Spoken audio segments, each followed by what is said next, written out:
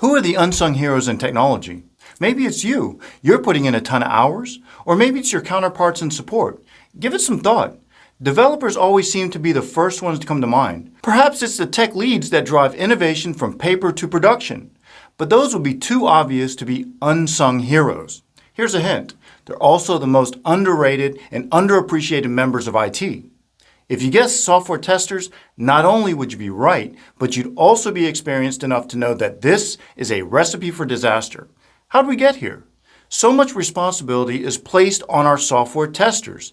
They're the final stop before code gets into production. It goes without saying that testers are vital to an IT organization. So how can such an important role be considered underrated and underappreciated? That doesn't make any sense. On paper, it's a complete oxymoron, but in reality, it makes perfect sense. In enterprises, technology isn't known as the darling of innovation. It operates in the same manner as other business units, complete with mountains of red tape.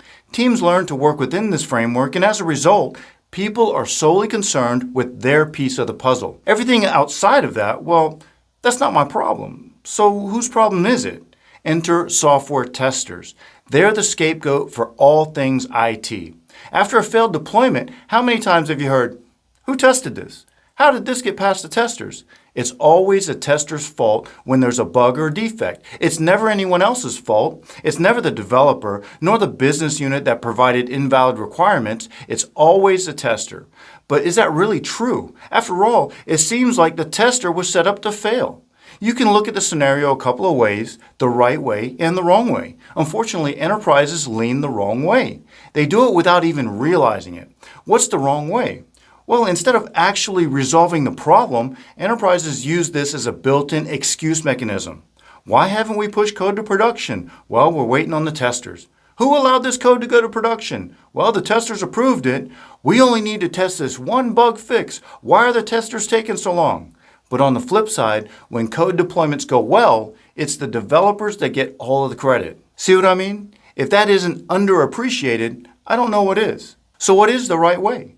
The right way is to acknowledge the importance of the software testing teams. That means putting them in a position to succeed, not fail. More often than not, software testing teams are understaffed. They're quite literally overwhelmed with work. What's the enterprise solution? Let's automate the testing. Let's add automation to the CI/CD pipelines. But what exactly do they want to automate? Test cases and testing procedures must be in place before you can automate anything. You can't automate a process that doesn't exist. How about this? Let's add resources to the software testing teams. And by adding resources, they mean let's add offshore resources to help with our testing needs. This only sets the team up for more failure. Offshore resources work well when there's an established process, when there's a backlog of things that can be worked without onshore team interaction. How are offshore testers supposed to work with the developers to build test cases when they work different shifts? Oh, okay. You want the onshore testers to build the test cases while the offshore testers run the tests. So that means no testing happens during normal business hours when the developers are available to address issues. Do you see how that could be a problem? Let's not forget the enterprise priorities. This is probably the most important piece of the puzzle. When enterprises want to develop new features, what happens? They spend weeks working through architecture and design. They determine hours based on developer estimates. Then they tack on a few hours for testing as if it were an afterthought.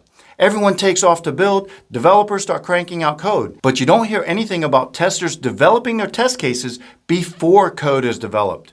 Wouldn't it make sense to work with the developers to create initial test cases? If initial test cases were created, that could give them something to automate through the CI/CD pipelines. Developers would have immediate feedback as they checked in code. That sounds like a great idea. How much time would it take to set up those initial test cases? Probably 2 weeks. No, sorry, we can't afford to wait that long. This is the mindset that needs to shift. Wait 2 weeks now or at the end of this and every other related deployment.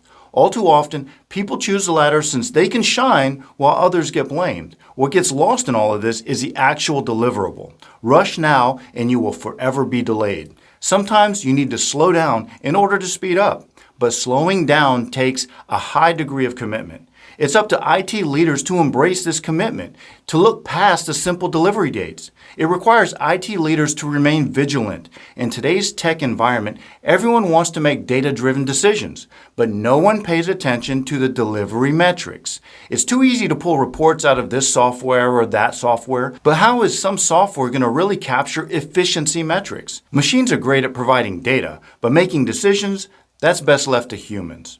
It's up to the leaders to compare testing times between weeks, months, and quarters. How much do your testing efforts cost in efficiency? That wasted efficiency can be translated into dollars. So when someone says it'll take us 2 weeks to create initial test cases, you'll be able to correlate that against real dollar values against time lost later. Let's play this out a bit. What happens when testing teams require additional budget for software or what have you? Inevitably, that gets denied in favor of another project that shows a return on investment. But what if you could show a positive ROI in efficiency from this new software?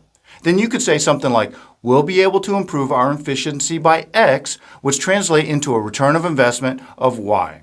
No prefabricated reports will give you this type of information. It's up to the leadership to remain vigilant and to look for these types of opportunities. This in itself is hard work.